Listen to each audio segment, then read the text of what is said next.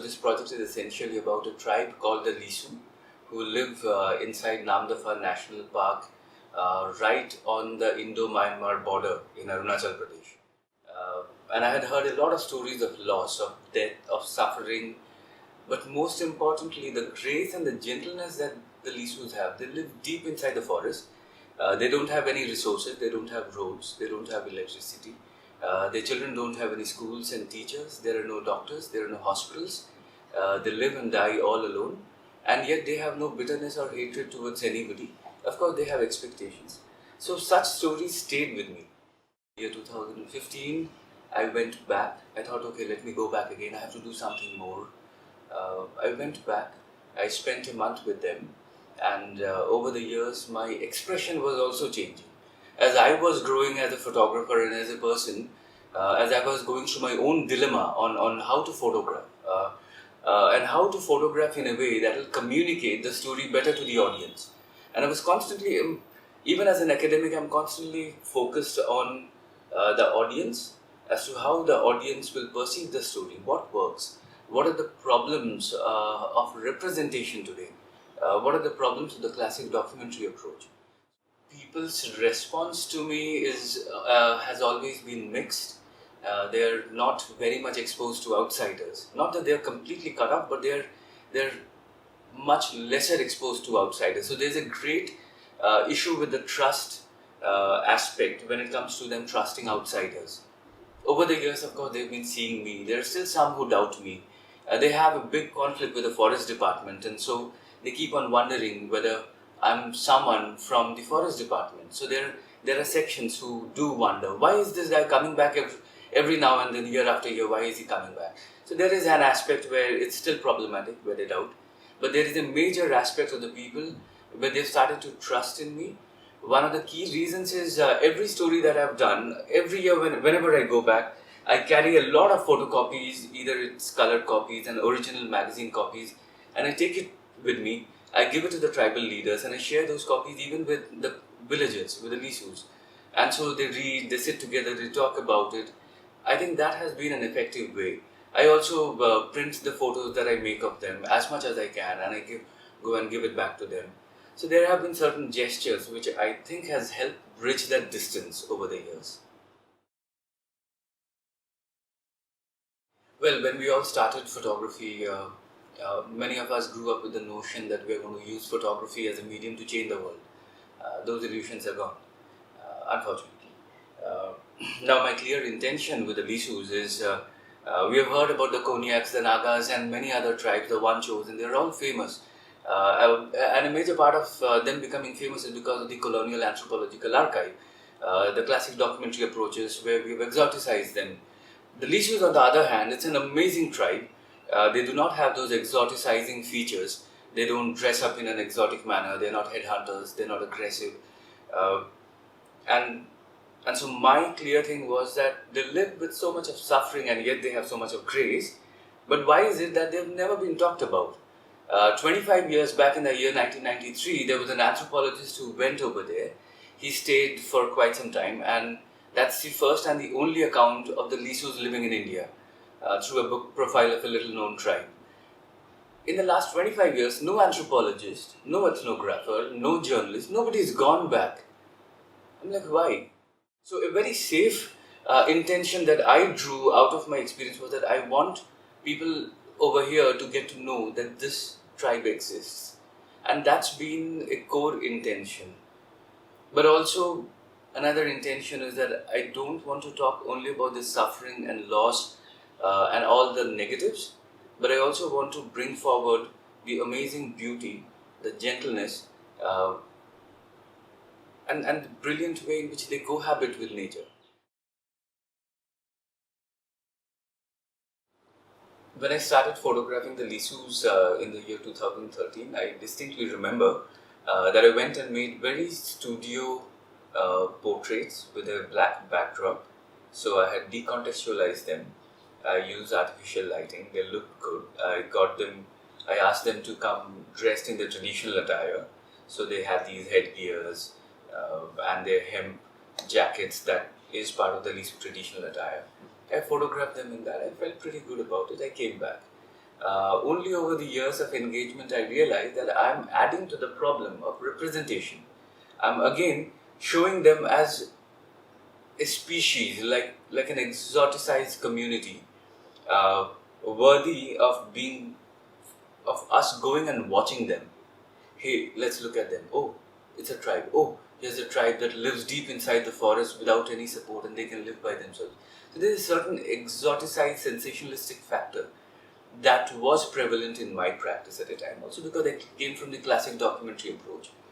Um, but over the years, as I started realizing that this is a problem, and we have inherited this problem through our photographic predecessors, through many of our seniors who have added to the problem, not all of them, but a major chunk of this, and a major chunk of this work has been circulated very widely because it very easily supports the production and consumption politics of the market.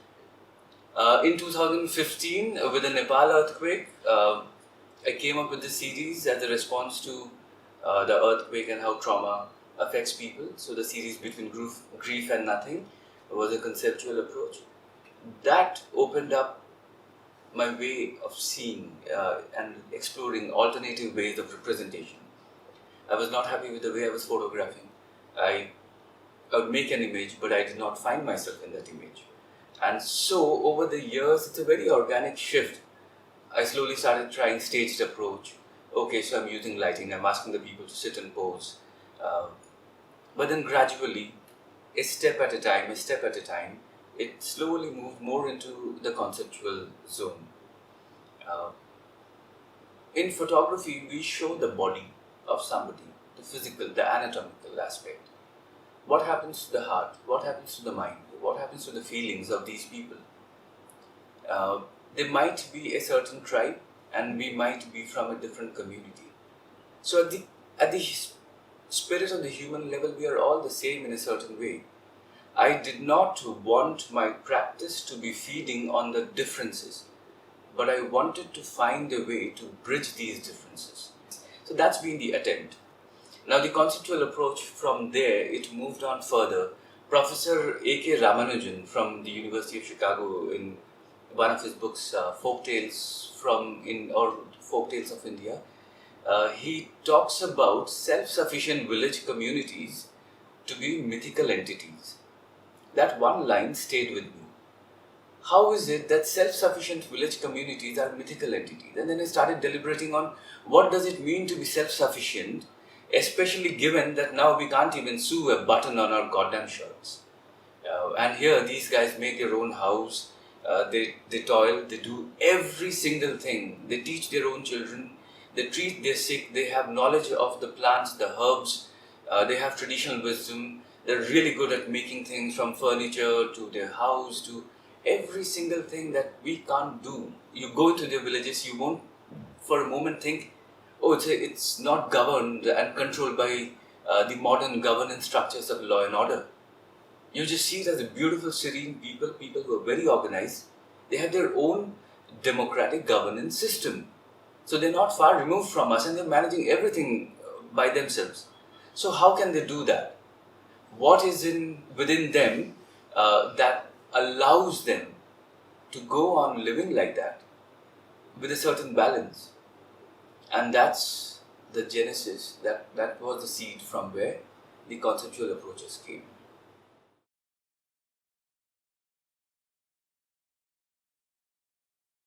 The colonial anthropological archive that has documented the tribes has been problematic because it has looked at them as exotic species to be governed. The focus has been on the body and the subjects never had a say in their own narrative.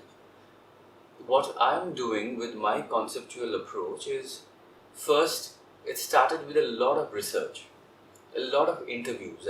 I've spent a lot of time talking to them. So I have a lot of field notes since 2013, about 6-7 diaries full of field notes and interviews with them and audio interviews. And I've been listening to them and going through those notes again and again. And now I'm making a very instinctive response. The artistic style is mine, but the stories are theirs.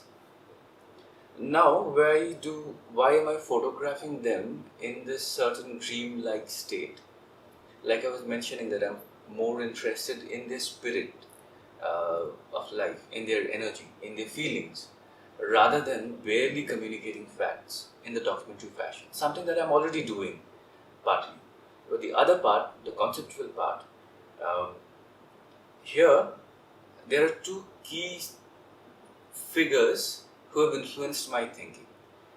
One is the Swiss psychiatrist Carl Jung and his theories in the collective unconscious and dream symbolism, where he talks about archetypes which reside deep down into our genetic codes that we have inherited, and we are carrying it from generations to generations. We are not aware of it because there are layers of dust that are sitting on it. But at the deepest conscious level, those archetypes are traveling with us.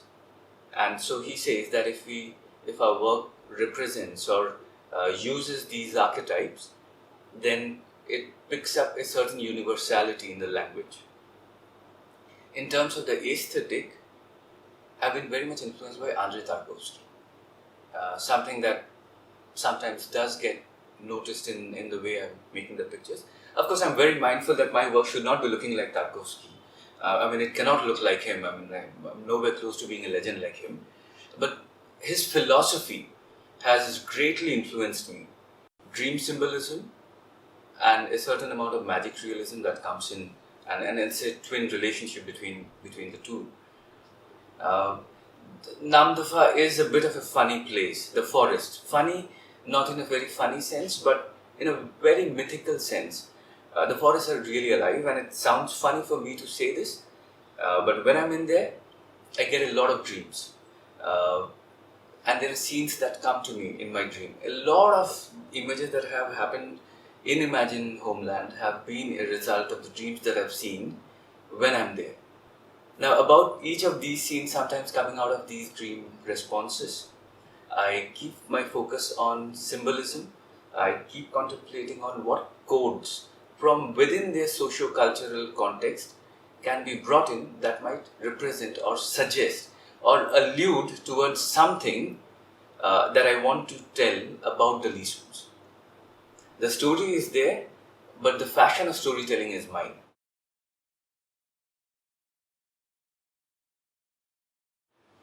Thankfully, in the year 2017, I got an art research grant from the India Foundation for the Art, and that's been a huge support to my practice.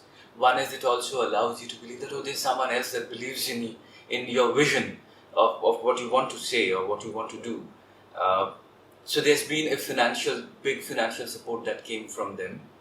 But apart from that, they've also been supporting the work. They've been taking the work around. They've been inviting me over to deliver artist talks, trying to get my work exposed in different places. And that kind of a support goes way beyond money. And that's been very important for my work.